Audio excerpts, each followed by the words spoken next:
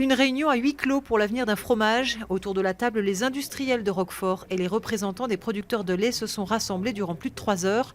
À l'ordre du jour de cette assemblée générale de la Confédération, une seule question: le bleu de brebis commercialisé par société porte-t-il atteinte à l'appellation Roquefort? Pour la trentaine de militants et élus de tous bords rassemblés à l'extérieur, la réponse est oui.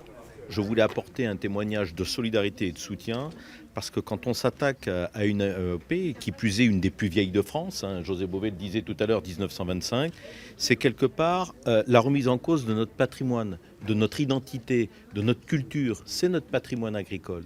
Quelle que soit la décision prise ce soir à l'unanimité par les membres de cette confédération, l'INAO, Institut national de l'origine et de la qualité, pourrait par la suite avoir le dernier mot et imposer une action en justice.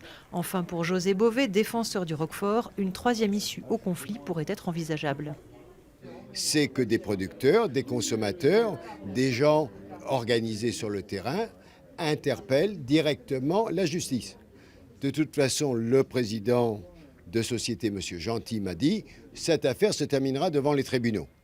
Donc je lui ai dit écoutez, on va déjà attendre le résultat du conseil d'administration et si ce n'est pas allé au tribunal, on sera en face. Avant cela, le 7 juin prochain est programmée la grande fête du Roquefort en Aveyron. Aura-t-elle lieu dans un climat serein? Réponse dans la soirée.